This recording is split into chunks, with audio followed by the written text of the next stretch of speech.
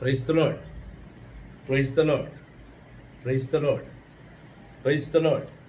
Hallelujah, hallelujah. Praise the lord, praise the Lord. Good evening everyone. Welcome to the voice of Christ. ప్రభుని నామములో, క్రీస్తుని స్వరానికి, ఈ పరిశుద్ధ సన్నిధికి, ఆయన పరిశుద్ధ నామములో మీ అందరికి కూడా శుభాభివందనాలు.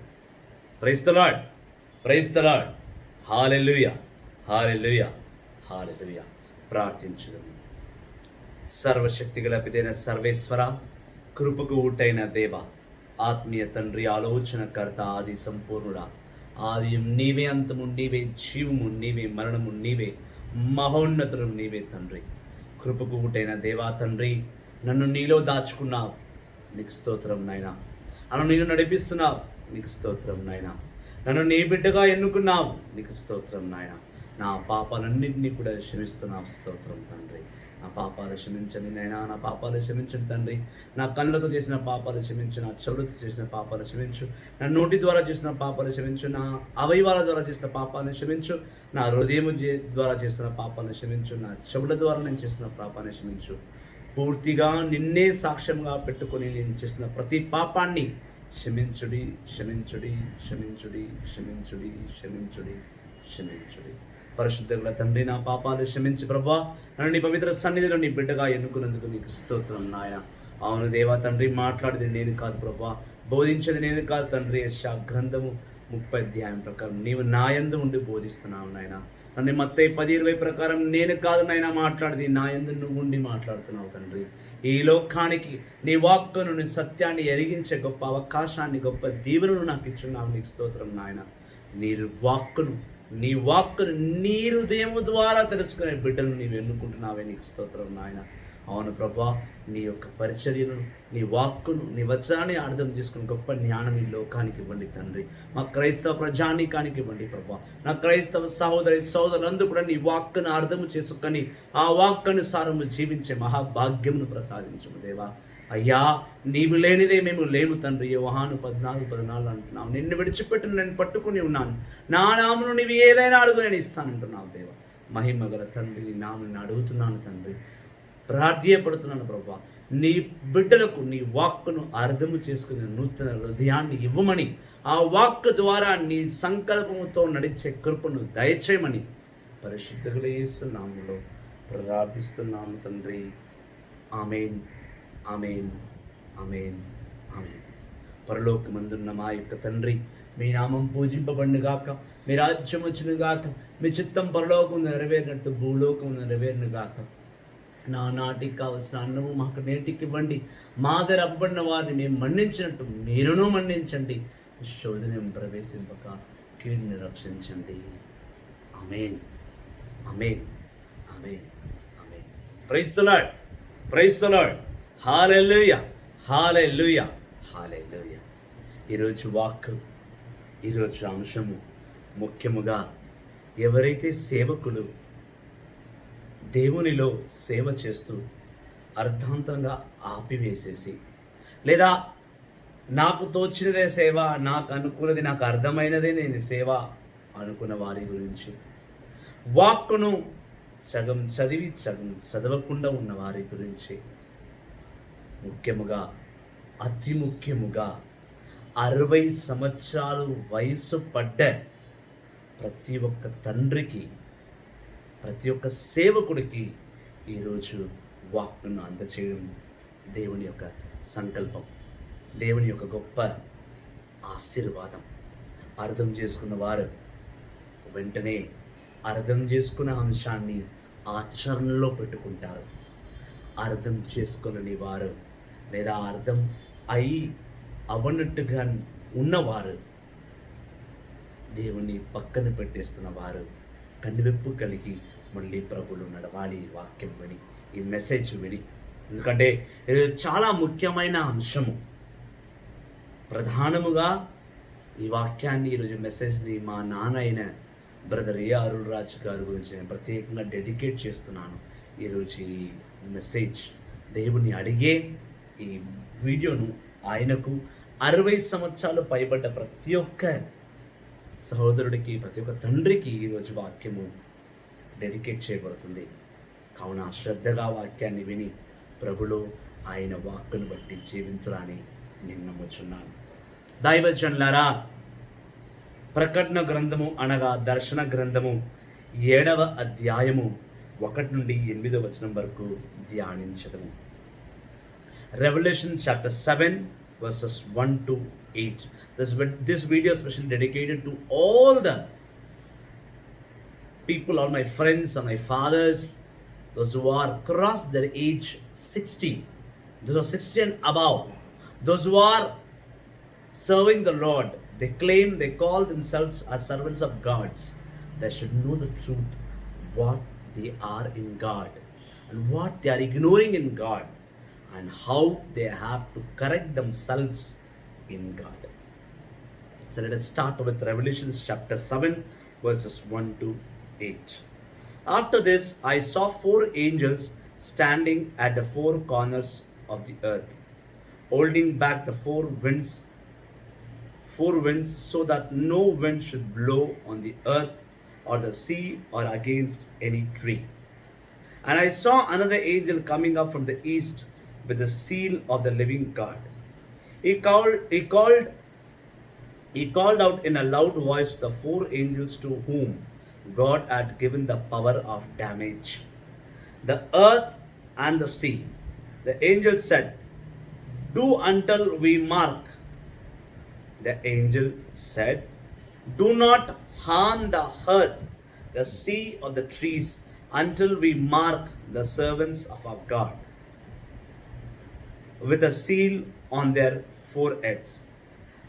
And I was told that the number of those who were marked with God's seal on their foreheads was 144,000.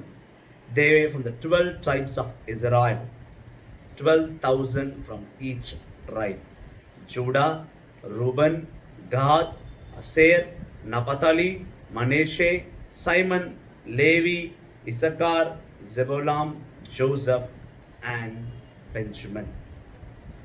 This is the word of the Lord. Thanks be to God. క్రీస్తువా నీ పరిశుద్ధ వాక్కుకి ఎనలేని స్తోత్రములు కలుగునుగాక. ఆమేన్. దైవజనులారా, యోహాను, యేసుక్రీస్తుని ప్రియ శిష్యుడు యోహాను ఒక దర్శనం చూశాడు. ఆ దర్శనం నిజం. ఆ దర్శనం ఏమనగా, ఆకాశంలో 4 దేవదూతలు 4 వైపులా భూలోకం పైకి వస్తున్నారు. రావడమే కాక వాళ్ళ 4 కూడా గాలిని ఆపుతున్నారు. ఒక పెద్ద గాలి వస్తుంది. ఆ గాలి ఈ భూలోకం నుండి సముద్రం పైన విరుచుకుపడాలి. ఆ గాలి ఈ లోకంలో చెట్ల పైన, పుట్ల పైన, పెద్ద పెద్ద పర్వతాల పైన అది విరుచుకుపడాలి. అది విరుచుకుపడ్డప్పుడు ఆ గాలి జోరుగా, తుఫాను గాలి లేదా జోరుగా వచ్చినప్పుడు సముద్రం పొంగాలి, చెట్లు జోరుగా ఊగి కూలిపోవాలి, పర్వతములు కదిలిపోవాలి. ఇలా ఈ లోకానికి నష్టము, ఈ లోకానికి దేవుని ఆగ్రహాన్ని, దేవుని కోపాన్ని ఆ 4 దేవదూతలు గాలిని ఆపుతూ వస్తున్న సమయంలో మధ్యలో ఇంకొక దేవదూత రావడం జరుగుతుంది. ఈస్ట్ సైడ్ నుంచి ఇంకొక దేవదూత వస్తూ ఆ దేవదూత చేతిలో ఒక జీవగల బాక్స్ పట్టుకున్నారు. అందులో సీల్, దేవుని యొక్క పరిశుద్ధ తైలమును, పరిశుద్ధతనాన్ని సీల్ చేసిన ఒక పాత్రమును పట్టుకొని మరొక దేవదూత వస్తూ ఉన్నది.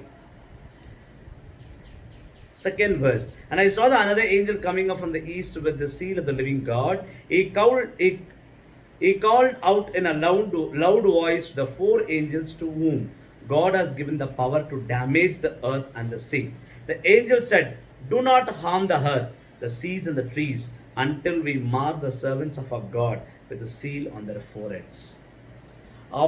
ఈ 4 దేవదూతలు ఒకవైపు ఆకాశం నుంచి అలా వస్తూ గాలిని మోసుకుంటూ ఆపుతూ వస్తున్నప్పుడు మధ్యలో ఇంకో దేవత వచ్చి జోరుగా అరిచి చెప్తున్నమాట, "ఆగండి, మీ 4 దేవదూతలారా ఆగండి, నేను ఒక కార్యం కొరకే వచ్చున్నాను." ఏమనగా, ఈ భూలోకంలో కొంతమంది సేవకులు ఉన్నారు.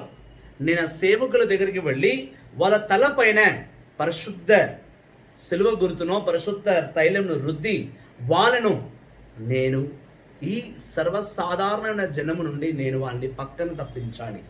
ఏలనగా అలా చేసినప్పుడే మీరు ఈ లోకంకి వెళ్ళినప్పుడు ఆ ప్రభుని యొక్క సిలువ గుర్తు ద్వారానో లేదా ప్రభు ఒక గుర్తు సీల్ ఆయన యొక్క కట్టడం చూసి ఈ 4 ఏంజల్స్ పట్టుకొస్తున్న ఎటువంటి డ్యామేజ్ అయినా సరే ఆ సేవకులకు జరగకుండా వేరే మొత్తం ప్రపంచానికి అది జరగవచ్చును. కావున మీరు ఆగండి, నేను వెళ్ళి ఎవరెవరైతే దేవుడు నన్ను అభిషేకించమన్నాడో వాళ్ళ తలపైన సిలువ గుర్తు వేయమన్నాడో అదే సిలువ గుర్తును అదే కార్యము నేను చేసి వచ్చే వరకు మీరు పరలోకం నుండి భూలోకానికి వచ్చి ఎటువంటి డ్యామేజ్, ఎటువంటి నష్టాన్ని ఈ లోకానికి కానీ ఈ సముద్రాలకు కానీ చెట్లకు కానీ పుట్లకు కానీ చేయకూడదు. మీరు నలుగురు కన్నా ముందు నేను భూలోకానికి వెళ్ళాలి. సేవకుల్ని నేను తలపైన సిలువ గుర్తు వేసి వాడిని అభిషేకించి రావాలి. ఏలనగా దేవుని ఆగ్రహము వాళ్ళపైకి రాకుండా ఉండడానికి. అప్పుడు and I was told the number of those who were marked with God's seal on their foreheads was 1,44,000 and they were from the tribe of Israel. దేవుడు నాకు చెప్పిన కార్యం ఏమనగా 1,44,000 మంది సేవకులను నేను అభిషేకించి తిరిగి పరలోకానికి వెళ్ళాలి. వాళ్ళు ఎవరనగా యాకోబు కుమారుడు 12 గోత్రములుగా దేవుడు ఏదైతే దీవించున్నాడో ఆ 12 గోత్రంలో ఉన్న వారిని నేను ఒక్క ట్రైబ్, ఒక్కొక్క గుడారం నుండి, ఒక్కొక్క ట్రైబ్ నుండి నేను 12,000 మందిని అభిషేకించి రావాలి. మొత్తం మీద ఒక్క ఏంజల్ 1,44,000 మందిని అభిషేకించాలి. పైగా ఒక్కొక్క ట్రైబ్ నుండి అనగా రూబెన్ ట్రైబ్, రూబెన్ గోత్రము నుండి, సీమోన్ గోత్రం నుండి, లేవి గోత్రము నుండి, నపతలి, ఆషేరు, గాదు, మానేషే, ఇసాకారు, బెంజమిన్, జోసెఫ్ ఇలా 12 గోత్రం నుండి 12,000 మందిని నేను అభిషేకించిన తర్వాతనే మీరు ఈ లోకానికి నష్టాన్ని తీసుకురండి. దైవ జనులారా చూడండి, దేవుడు తన లోకాన్ని తన ఆగ్రహంతో నింపి వచ్చినప్పుడు, తన ఆగ్రహంతో ఈ లోకంలో సముద్రాలను, చెట్లను, తన గాలి ద్వారా ఈ లోకాన్ని నష్టంలోకి తీసుకురావాలనుకున్నప్పుడు, అపాయాన్ని వాళ్ళ మీద తీసుకురావాలన్నప్పుడు దేవాది దేవుడు తన సేవకుల గురించి తీసుకున్న జాగ్రత్తలు చూడండి. 1,44,000 మంది ఫిగర్ ప్రభుని గుర్తుపెట్టుకున్నాడు. గుర్తుపెట్టుకుని దేవతలకు చెప్తున్నాడు. ఒక్కొక్క గోత్రం నుండి 12,000 మంది ఒక లిస్టే ఇచ్చి పంపించాడు. దైవ జనులారా, ఇక్కడ చాలా గొప్పమైన అంశం ఏమిటంటే ఈ కరోనా వైరస్లో ఏ సేవకులు కూడా చనిపోలేదు. ప్రీస్టర్స్ చనిపోయారు, చాలామంది బిషప్స్ చనిపోయారు, కొంచెం పాస్టర్స్ కూడా చనిపోయి ఉండవచ్చు. నేను ఏమంటున్నానంటే కొంతమంది ఎవరైతే ఈరోజు ఇంకా బతికి ఉన్నారో, నాలాంటి వారు, నీలాంటి సేవకులు ఉన్నారు అంటే ఎక్కడో మన పైన యెహోవా తండ్రి యొక్క కనుదృష్టి ఉన్నది. మనం చేసిన సేవాభావము ద్వారా, మనం చేస్తున్న ఆయన వాక్య పరిచయం ద్వారా, మనం చేస్తున్న మంచితనాల వల్ల, మనం చేస్తున్న అద్భుత కార్యాల వల్ల, దేవుడు మనతో చేయిస్తున్న కార్యాల వల్ల మన తలపైన సిలువ గుర్తు వేసి మన అభిషేకించి పెట్టి ఉన్నాడు. ఇది చాలా స్పష్టంగా దేవుడు పలుకుతున్నాడు. రెండవది, 60 సంవత్సరాల పైబడ్డ సేవకులు 60 సంవత్సరాల సావాసము దేవునితో కలుపుకొని ఉన్నారు. 60 సంవత్సరాల దేవుని యొక్క నిబంధనను మోసి ఉన్నారు. 60 సంవత్సరాల వాళ్ళ జీవితంలో వాళ్ళు సంపాదించుకున్నది ఏమి అని తిరిగి చూస్తే, ఉదాహరణకు మా నాన్నగారిని తీసుకుంటే, మా నాన్నగారు మా ప్రాంతంలో ఐడిహెచ్ కాలనీ, న్యూ బోయిగూడ ప్రాంతంలో మరియమాత ఆలయాన్ని కట్టించాడు. Our lady of good health chapel. ఆ ఆలయాన్ని కట్టిన ఒక 15-20 సంవత్సరాల తర్వాత కొన్ని కారణాల వల్ల ఆలయంలో సేవాభావం జరగకపోవడం వల్ల మరొక ఆలయము, గుణదల మాత ఆలయం, దాన్ని కూడా ఆయన నిర్మించాడు. ఆయన జీవితంలో నిన్న ఆయన 60 years బర్త్డే నేను సెలబ్రేట్ చేశాం. మేమందరం కూడా కుటుంబ సభ్యులు. నిన్ననే ఈ వాక్యం బోధించాల్సింది, నిన్ననే దేవుడు నేను బోధిస్తానని చెప్పాను, కానీ దేవుడు లేదు, నువ్వు రేపు ఈ వాక్యాన్ని బోధించమని చెప్పడంతో నేను ఈ వాక్యాన్ని పోస్ట్పోన్ చేసుకొని ఈరోజు బోధిస్తున్నాను. అయితే ఈ బర్త్డే మెసేజ్గా ఆయనకి ఇవ్వాలి. సో మీ అందరి సమక్షంలో ఆయనకి బర్త్డే మెసేజ్గా నేను ఇస్తున్నాను. సో దేవాది దేవుడు ఆయన ద్వారా 6 బిడ్డల్ని ఇచ్చున్నాడు, ఒక కుటుంబాన్ని ఇచ్చున్నాడు, ఒక సొంత ఇంటిని ఇచ్చి ఉన్నాడు, పైగా 2 ఆలయాల్ని కట్టించున్నాడు.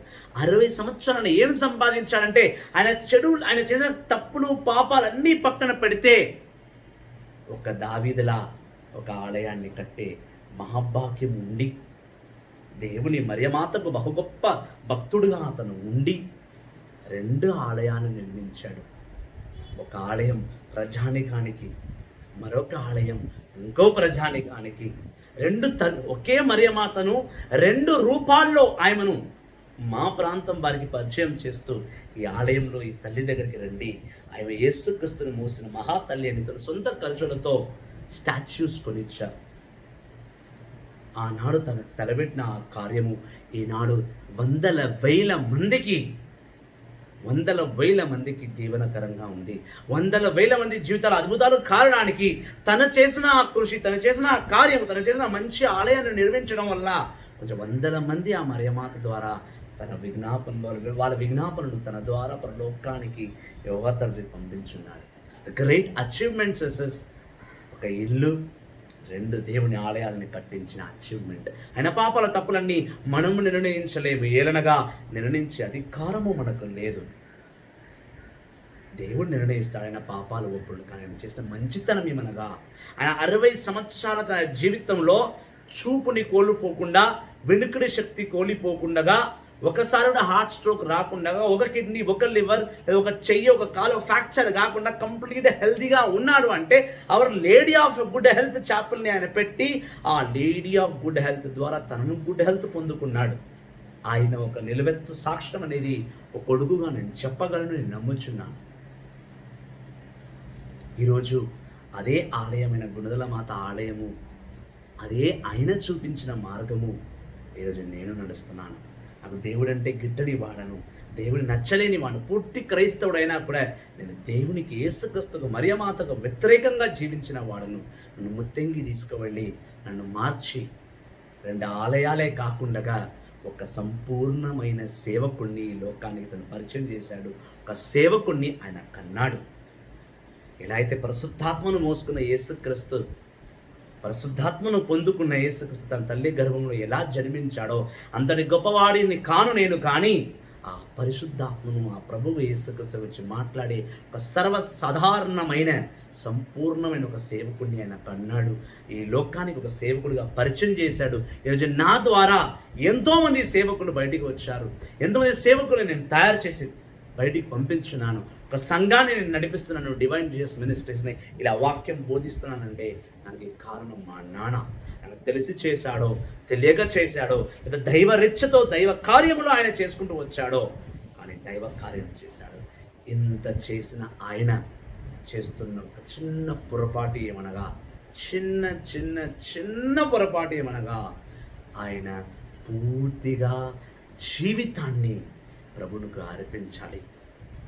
ఇది ఆయన కోపం రావచ్చు ఇది విని, కానీ సత్యం ఏమనగా, నా ఆశ అది, నా తండ్రి అన్నింటినీ విడిచిపెట్టి కేవలం ప్రభు ప్రభు ప్రభు ప్రభు ప్రభు ఆయన రాజ్యం సత్యం, ఆయన ఒక ప్రేమ అని తిరగాడాలి. ఎందుకంటే 60 సంవత్సరాల్లో తను చేసిందల్లా కుటుంబానికి చేసి ఉంటాడు, సంఘానికి చేసి ఉంటాడు, తన స్నేహితులకు చేసి ఉంటాడు, తన పిల్లలకు చేసి ఉంటాడు, ఆలయాన్ని నిర్మించి ఉంటాడు. కానీ తన దేహము ఆలయమని పూర్తిగా భావించి ప్రభుని వాక్కును అరచి గొంతు అంతా అరచి పట్టణానికి, ప్రాంతానికి సత్యమైన వాక్కును బోధించగలగాలి. ఇది దేవుడు నా ద్వారా నా తండ్రి అయిన బ్రదర్ అరుళ్ రాజ్కి ప్రవచిస్తున్న ప్రవచనం. కావున బ్రదర్ అరుళ్ రాజ్ గారు, దేవుని ప్రవచనాన్ని మీరు స్వీకరిస్తానని ఆశపడుతున్నాను. నా కొడుకే కదా చెప్పింది అని పక్కన పడేయకుండా ఒక సేవకుడు చెప్పాలని తలంచి బైబిల్ని పూర్తిగా మళ్ళీ చదవడం మొదలుపెట్టి ప్రతి ఒక్క అంశంను, ప్రతి ఒక్క వాక్కును ప్రజలకి అందచేయాల్సిందిగా ప్రభుని ప్రవచనము ఈరోజు మీకు 60 సంవత్సరాల పుట్టిన దినం ముందు దేవుని మీద ప్రవచిస్తున్నాడు. దైవ చిల్లర ఆయననే కాదు, 60 సంవత్సరాలు పైబడ్డ చాలామంది అంటారు, I had 60 years in my life. I have lived 60 years. 60 years is not a joke. What?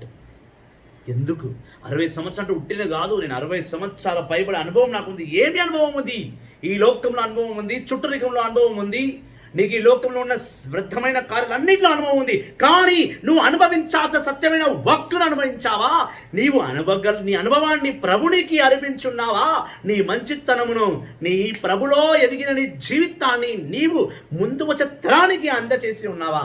60 సంవత్సరాల జీవితంలో నీ కొడుకుకు, నీ కూతురికి ఒక ఇంటిని పెట్టి ఉన్నావు, నీ కూతుర్లకు ఒక వివాహం చేసి వాళ్ళకు ఒక కుటుంబాన్ని ఏర్పాటు చేసి ఉన్నావే. కానీ ముందు ఉన్న జనరేషన్కి, రాబోతున్న జనరేషన్కి నువ్వు ఏమిచ్చావయ్యా? 60 సంవత్సరాల జీవితంలో తిప్పి చూసుకుంటే నీ సంపాదన, తిరిగి చూస్తే నీ పాపము, తిరిగి చూస్తే నీ వృద్ధమైన కార్యము, తిరిగి చూస్తే నీకు వచ్చిన నష్టాలు, లాభాలు. కానీ తిరిగి చూసి ఒక్కసారన్నా నీ జీవితంలో ప్రభు నీకు కనిపించాడా? ఒక్కసారన్నా నేను పుట్టినది ఈ వాక్య పరిచయం చేయుటకు, క్రీస్తుని రాజ్యాన్ని స్థాపించగైన జన్మ ధన్యము అని నువ్వు తలంచావా? లేదే, లేదు. అప్పుడు ఏ పార్టీది నీ 60 సంవత్సరాల జీవితం? ప్రేమ సహోదరుడా, 60 years, you have grandchildren, you have wife and children, you have wives and children too, but what is the use? You didn't find the Lord. When you turn back and see in your 60 years of your life, there is no God. మా నాన్న 2 ఆలయాలను చూసుకొని మురిసిపోతాడు, నేను 2 ఆలయాలను కట్టాను. He's achieved something else. He has become a Solomon for sometimes. He become a David for sometimes. ఒక సాలమన్గా మారాడు, ఒక దేవుడిగా మారాడు. కానీ పూర్తిగా బైబిల్లో పాత నిబంధన 40 ప్రవక్తల జీవితాన్ని ఆయన అనుభవించగలగాలి. అది సంపూర్ణమైన జీవితం. నూతన నిబంధనలో యేసుక్రీస్తు జీవితాన్ని బోధించేయి.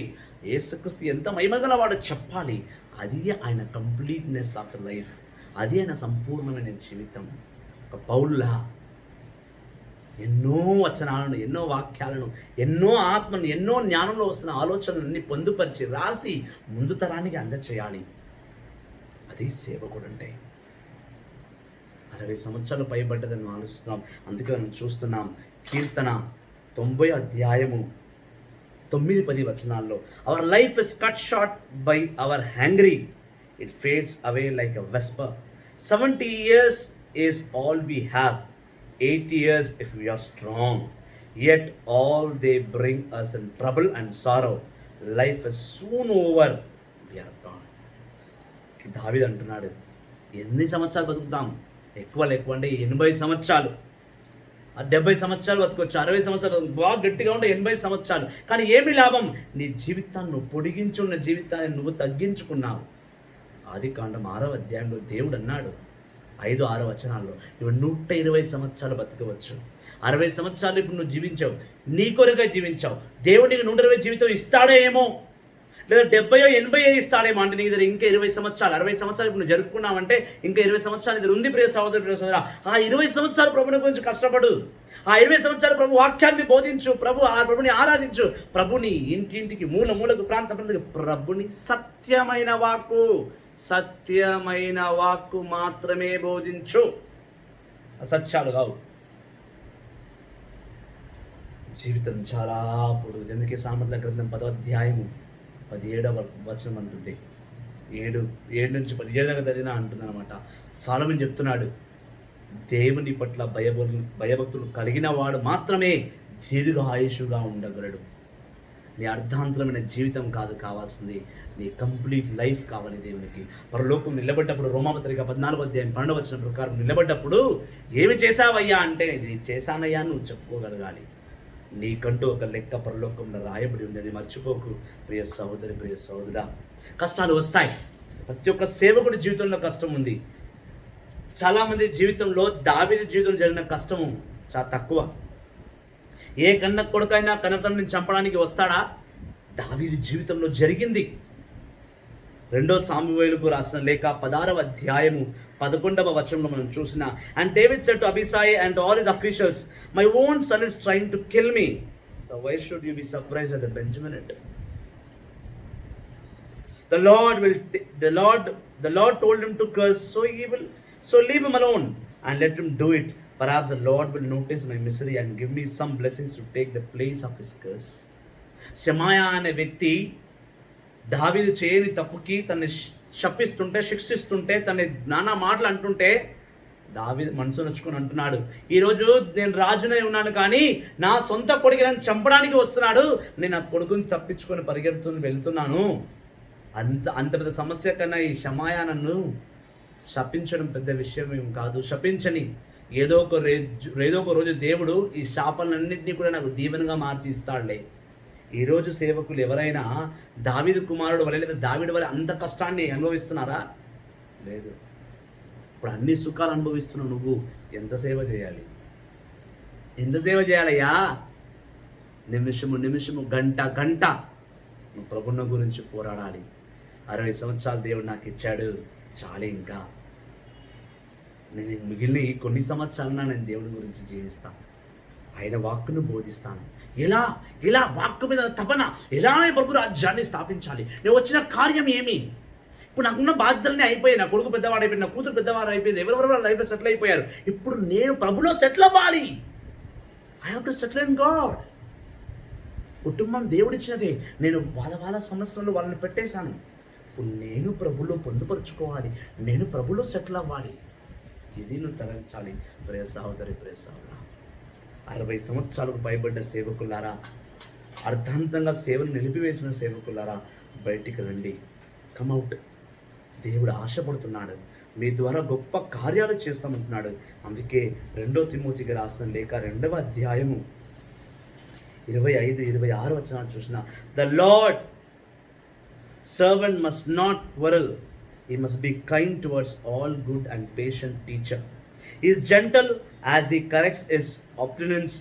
Of it may be that God will give him the opportunity to repent and come to know the truth. And then they will come to the sense and escape from the trap of the devil who had caught them and made them obey his will. ఈ సంవత్సరం నువ్వు చేయాల్సింది అంటే ఒక్కరొకరితో గొడవపడము, వాగ్విధానానికి దిగడం కాదు. నీ పైబడ్డ వయసు అది కాదు చెప్పేది. ఓపికగా సమాధానంతో నీకు తెలిసిన వాక్యాన్ని ఒక టీచర్గా నువ్వు మారిపోయి ప్రజలకు అందించడం. అదేవిధంగా ప్రభుని యొక్క సత్యం ఏందో నువ్వు తెలియపరచడం ఎలా? ఎంతోమంది పశ్చాత్తాప హృదయమును పొందుకొని వాళ్ళ జీవితంలో చేసిన పొరపాట్లు పక్కన పెట్టి స్వచ్ఛమైన జీవితంలోకి అడుగెడుతూ సైతాను వలలో పడకుండా కాపాడేదే నీ జీవిత లక్ష్యం ఉండాలి. ఇప్పుడు నీవు చేస్తున్న సేవ 100 ఆత్మలను కాపాడేలా ఉండాలి తప్ప వాడిని అవమానపరిచేలా ఉండకూడదు. అందుకే మనం మరొక వాక్యం కూడా చూస్తున్నాం. యోహాను సువార్త, Johne's gospel chapter 12:48, 12:48. Whoever rejects me and does not accept my message as one who will judge me, the words I have spoken, all will be his judge on the last days. ఎవరైనా ఇంత చెప్పినాక కూడా నా మాట వినకపోతే, నా తీర్పును పక్కన పెట్టి, నేను ఇచ్చిన జీవితాన్ని పక్కన పెట్టి వాళ్ళకు యథావిధి తదాప్రదాన్ని జీవించిన ఎడల వాళ్ళకి తీర్పు నేను విధిస్తాను. ఆ తీర్పు వాళ్ళు తట్టుకోలేరు అని దేవుడు అంటున్నాడు. దైవజనులారా, క్రీస్తుని అపారమైన ప్రేమను పొందుకున్న సేవకులారా, 60 సంవత్సరాలు నేను జీవించాను, 70 సంవత్సరాలు నేను జీవించానని గర్వంగా చెప్పుకోవడం కన్నా నేను 10 మంది ఆత్మలను కాపాడాను, ప్రభుని రాజ్యం కట్టుకు నేను పాల్పడ్డాను. ప్రతిరోజు 1 గంట నేను ప్రభు దగ్గర ప్రార్థన చేస్తున్నాను, ప్రతిరోజు ఆయన్ని కాసేపైనా ఆరాధిస్తున్నాను. ముందు తరానికి నేను నాకు ఇచ్చిన ఆలోచనలను, దేవుడు నాకు ఇచ్చిన ఆత్మను పొందుపరిచి లోకానికి అందచేశాను అనే విధముగా నీ జీవిత అంతిమ యాత్ర ఉండాలి తప్ప యథావిధి తదాప్రదా అన్నట్టు సర్వసాధారణమైన వల్ల కాదు. అందుకే ప్రకటన గ్రంథం 7వ అధ్యాయంలో దేవుడు నన్ను కాపాడేందుకంటే ఆయన రక్షణ మనపైన ఉంది కాబట్టి, ఆయన జీల్ మనలో ఉంది కాబట్టి, బతికించాలనే తలంపు తనలో ఉంది కాబట్టి, తన రక్షణ మనలో ఉంది కాబట్టి దేవదూతను 144,000 మంది సేవకుల్ని కాపాడి తత్మవాళ్ళపైన నా ఆగ్రహాన్ని కుమ్మరించమని ఆర్డర్ వేసిన యెహోవా తండ్రిని వైపు చూసి నువ్వు సత్యాన్ని తెలుసుకోవాలి. ప్రియ సహోదరి, ప్రియ సహోదరా, కృపకు ఊటైన నా తండ్రి నీ యందు నా యందు ఈ మెసేజ్ని నిలబెడతాడని, నీవు ఇకనైనా మారు మనసు పొంది సత్యాన్ని పట్టుకొని 60 సంవత్సరాలు పైబడ్డ ప్రతి ఒక్క తండ్రి తన కుటుంబాన్ని కాసేపు పక్కన పెట్టి, బరుబాధ్యతలు కాసేపు పక్కన పెట్టి ప్రభుని వాక్కులో లీనమై ఆయన గురించి పాటుపడి సత్యమైన జీవితాన్ని అనుభవించి పరలోకం చేరతారని ఆశపడుతూ మీ అందరి దేవుని నామంలో మీ అందరినీ కూడా ప్రభుని నామంలో దీవించును గాక. Hallelujah. Praise the lord, praise the lord. వాక్యాన్ని వినండి. వాక్యాన్ని ఏమాత్రం తప్పుగా అర్థం చేసుకోకుండా సత్యముగా నేర్పించింది. సత్యము తప్పుల్ని వెలికి తీసి చెప్తుంది. ఈరోజు ఈ పరిచర్య, ఈ వాక్కు నీలో ఉన్న అసత్యాన్ని తొలగించి సత్యం వైపు నడిపిస్తుందని నమ్ముతూ ప్రభుని నామంలో మీ అందరినీ దీవించును కాక. God bless you all. వాక్యాన్ని షేర్ చేయండి, వాక్యాన్ని ఇతరులకు పంచండి. ప్రభుని నామంలో సత్యగల జీవితం జీవింతురుగాక. Hallelujah. Praise the lord. God bless you all. Hallelujah.